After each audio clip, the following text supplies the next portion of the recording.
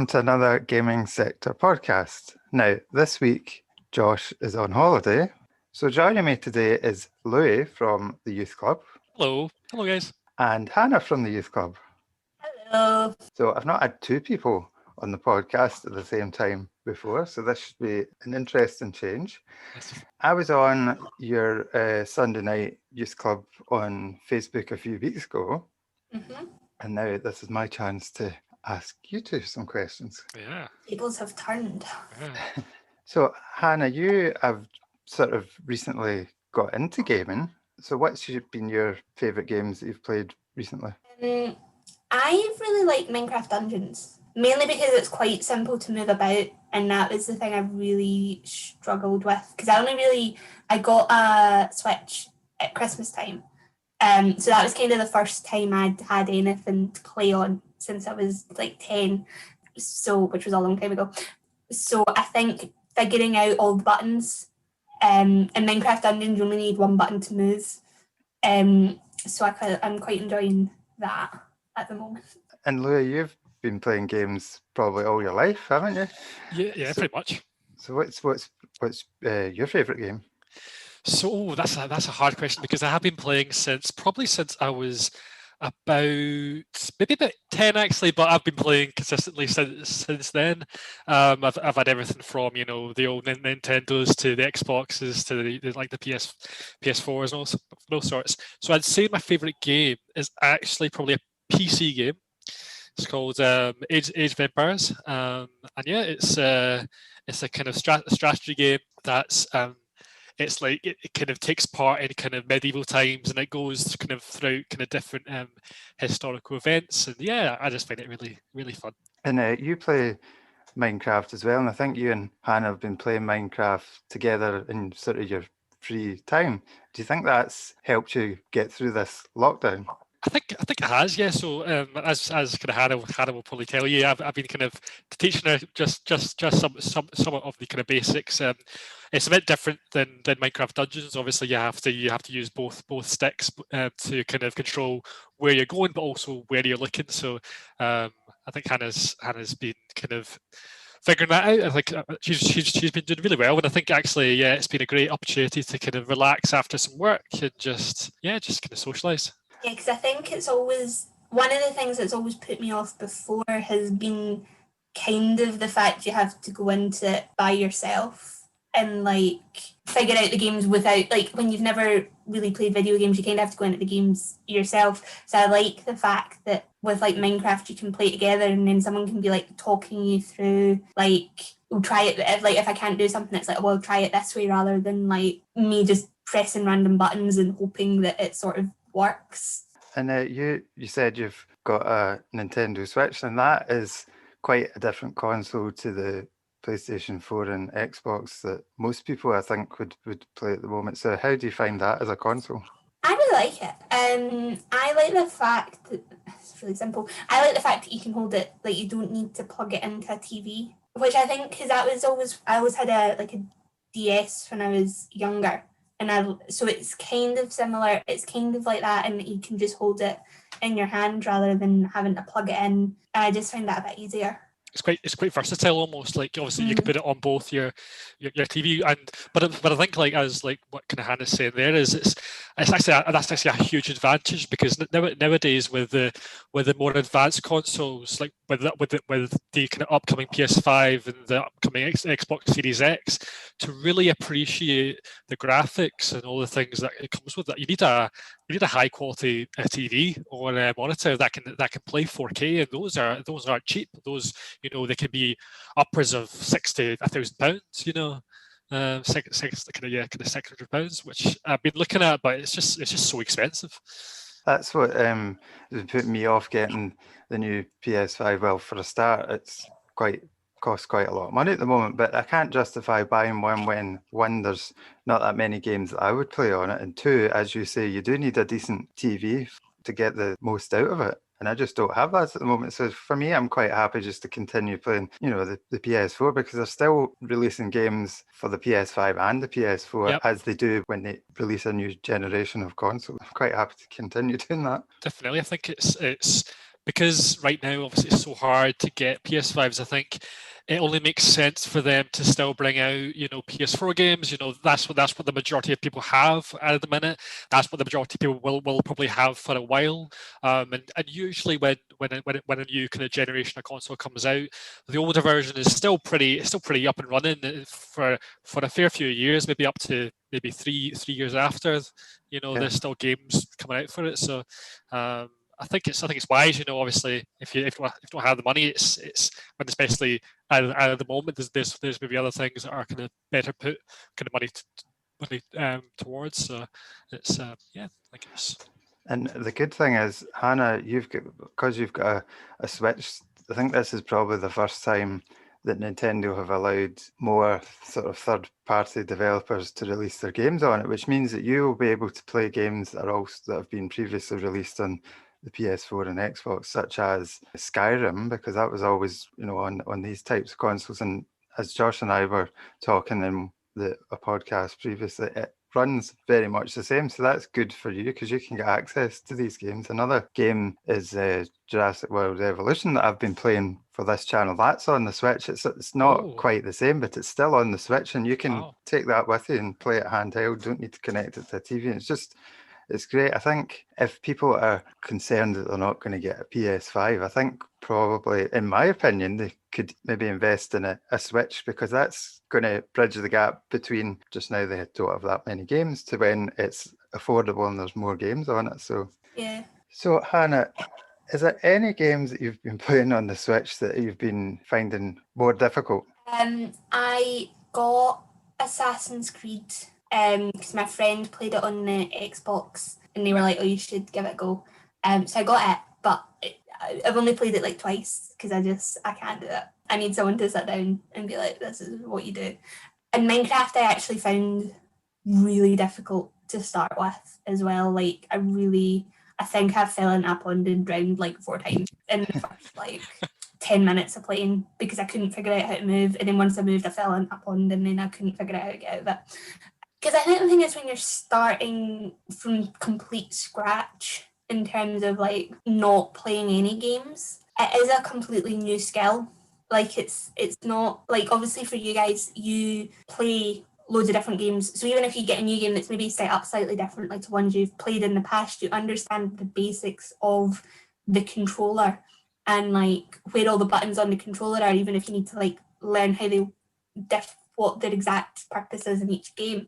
Whereas I am still needing to look down and I'm like, well, I need to press X to do this, and I still need to look at the actual controller and then work out which one's X and then press it. So actually they're all quite difficult at the moment because it is a completely new skill. That's the thing. It's I can, when I'm playing, I don't need to know I need to kind of look down. I already know it from years and years of practice. So yeah, it's totally understandable that it is a skill, and it's kind of it's hand-eye coordination that you can build up. It's transferable. So if you haven't played for a long time, I can completely appreciate that. It'd be quite difficult. And I think the other thing as well is I've noticed you can play for a lot longer than I can. You can just play go and play Minecraft for 3 hours and be quite happy, and I'm 20 minutes, and because it's requiring so much brain power for me to do even tiny little things in it, I'm tired. I need to go and have a nap after 20 minutes, half an hour, and then come back to it, or and because I'm staring so hard at the screen to see every detail, my eyes get sore, so I definitely can't play for as long as I know other people do. So what made you want to get a games console in the first place? I should have asked that at the beginning, actually. I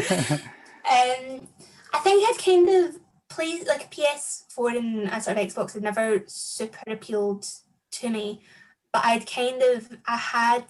think I just played, my friend had a Wii, and I really enjoyed that sort of intuitive, you move and it moves type thing. So I'd kind of, when they brought out the Switch, was looking, sort of had half an eye on it and kind of oh, I might get one. At some point it would be quite, because it's although it's very different, it's the same, you can use it in the same sort of way as well to do the sports stuff and have a go at that. and like the sort of Mario Kart racing, you can actually drive it. So I always like, that was always the sort of concept that I'd enjoyed, like when I'd been at people's having goes on other people's. Like I'd never enjoyed sitting just with a console, like a controller, like just doing it on my sort of thumbs. So I always kind of had half an eye on that, and then, you know, lockdown, and I was just like, because I think I'd always put it off because I don't spend that much time sort of in the house. I'm more outdoorsy and out and about and doing stuff like that. Whereas obviously when I'm not doing that, I just was like, well, I've got more time to actually use it rather than just getting it for the sake of having a couple of goes on it and then not using it that much. Yep. So, Louis, what type of games are you not so good at or you don't like as much? Because you've played a range of games, so there must be something that you don't like too much. Yeah, it's funny because I quite like the look of games like the Total War series, like the kind of one turn, you know, like the kind of turn-based games. I like watching those on YouTube, but I'm terrible at them. And although they are also strategic, you know, I just haven't got the hang of it yet. That, and also, you know, there's kind of narrative-based kind of storytelling kind of games where you don't really do anything. All you're really doing is pressing some buttons. And for me, I think it's because I haven't really played those as much. But they've never really interested me. Like I've never really been like had that kind of urge to kind of go in and kind of buy one. I'm quite open to kind of most games. You know, it's as long as it's fun and engaging. You know, I'm as kind of Hannah said, that I can play something for ages. You know, it can be if I have a day off. You know, I'm like I've got nothing else to do. I relax with games. You know, and they're almost like a film. I can get engrossed in it so much that, you know, it's fun, it's really engaging. You know, it's a bit of an escape when you know, if life feels a bit mundane. You know, it can be a bit exciting. You can almost pretend you're in the world. You can use your imagination, all those things, and I think it's just a fantastic way of expressing yourself. That was very long-winded answer to a very simple question. Yeah, Josh and I, in previous podcasts, have been sort of talking about the misconceptions of gaming and how most adults, and I say adults, I'm an adult, we're all adults, but I don't feel like an adult because we're from a different generation that sort of grew up with them. I about 7 when the PlayStation 1 was sort of coming out, so I was at the point where gaming was exploding and the technology was getting better and better, but there's still a sort of misconception from older generations that gaming is not healthy for people. But in actual fact, and Hannah sent me a link to an article last week, there was an article that said that gaming in actual fact is good for young people and young boys in particular because it helps them with depression. So I think young boys, I think the article was saying that they're more susceptible to getting depression at a certain age, and gaming's helping them to overcome that.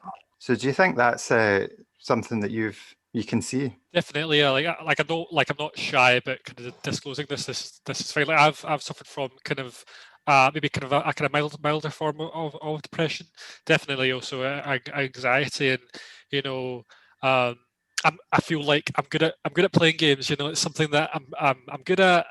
Like, and it's something, you know, if I feel like I'm having like a kind of rubbish day, I'll play it because, you know, I feel like maybe that day I'm like, oh, I can't do anything else. But I know for a fact that I'm good at this game. So, you know, it gives me a bit of confidence. It's a bit of an escape. And I've seen lots of articles that say that kind of say similar things. You know, being able to connect with other people, even random strangers, you know, who maybe don't know about your situation, who can just give, you know, an objective point of view, or can just, you know, have a laugh with you. It's a very as I say, it's a very worthwhile and definitely, obviously, if you play too much, you know, there's a line, of course. If you do too much of one thing, it's never going to be good for you. But but I know I definitely think in moderation, just like with everything else, in moderation, it's fantastic, I find. And Hannah, you've been running the youth club at the centre before the lockdown happened as well, and I know that you use game consoles in the sessions as well. Can you see any benefit to gaming in the youth sessions? Yeah, I think again, it's different for everyone, and I think again, going back to sort of what Louis was saying, I do notice it more in the boys that they. I don't know if it's just distraction, and then they're more willing to talk because they're distracted by doing something. But I do feel you get a lot more sort of honest conversations when they're playing, and I also think it's quite good that they enjoy playing with each other. It gives them an opportunity to be a little bit competitive, but not too high stakes. So yeah, no, I definitely think it's good within in-person youth sessions as well. Yeah, and I think the plan is eventually that the sort of activities that Josh and I are doing for this gaming channel, when things sort of go back to normal, that's hopefully something that can get introduced and create some youth session showing them how they can record their own gaming session and how to interact with the online world in a sort of safer way. That's what we are trying to show with the channel we're doing, and that will be adding a different dimension to gaming and youth. Yeah, because I definitely think there's this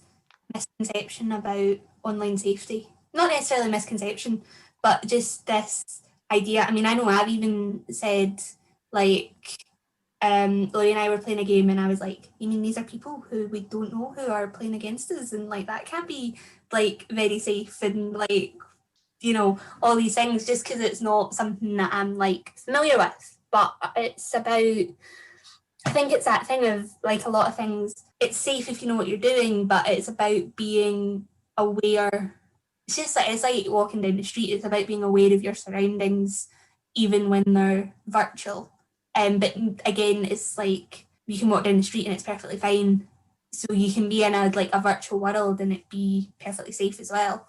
Online gaming safety is going to be a subject that we're discussing in a future podcast, but I just want to say just now that if there's any parents listening to this and they're concerned about online safety, I don't think you realise that the Xbox, the PS4 and the Nintendo Switch have very robust parental controls on them. So if you've got a child that's, I don't know, under the age of 18, you have got the ability to go on and you can connect the consoles with your phone, so you can keep it. I know that's maybe spying or whatever, but I'm trying to think of an example. So my nephew's he's about 10.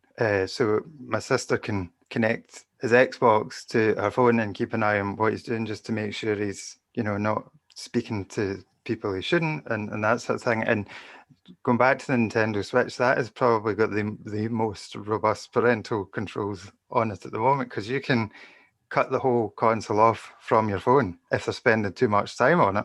But obviously that's a bit of an extreme thing to do. But I would say if parents are concerned, do research online, go to the Xbox, PS4 or Nintendo websites, and they'll explain, the parental controls in a bit more detail. But I think as well, to give young people credit, I think most young people do understand the dangers that's sort of spoken about at school and youth groups, and that, I think they're just a bit more world-wise these days. And and I think it's about having an honest conversation with them both ways, because actually they'll understand things that you don't understand about gaming potentially, and that safety, but you'll as an adult just maybe understand a bit more about the world as a whole. So it's about having that line of communication so you can actually reassure each other that you're you both are happy with what the sort of rules that are in place. And you never know, with if you talk and have more honest conversations with your children about about games, you might end up actually figuring out that actually no, I'm quite interested in playing with my children, like with these games, like there might be something that actually takes your interest, and that could be something that like you could kind of connect over, and because there are lots of games, especially on the Switch, which are more kind of family orientated, and it can be lots of fun. And I think actually by you delving into the world of kind of gaming, trying to understand it yourself, I think you would actually understand what we're saying about how gaming can be beneficial to someone's mental health, to being more sociable. It's a gateway to many benefits, and yeah, I think it's really just to kind of overemphasize like Hannah's point of just like having an honest conversation, really. Well, I think that's been a great discussion today. So thank you, Louis, and thank you, Hannah, for joining me in this podcast today. And I hope that we can get you back in future if I haven't Please. scared you off. Yeah, absolutely. So I'll just quickly give everyone an update about the Gaming Sector channel just now. So we released our second Minecraft video on Saturday. It's just gone past there. And this Saturday, which I believe is the 6th of March, we will release our new gaming video that Josh and I have been recording, and that's Sea of Thieves. And I should say that is probably my favourite gaming session that I've had with Josh so far. The video is really funny, and I hope you watch it. So thanks again to Louis and Hannah, and see you next time. Bye. Bye.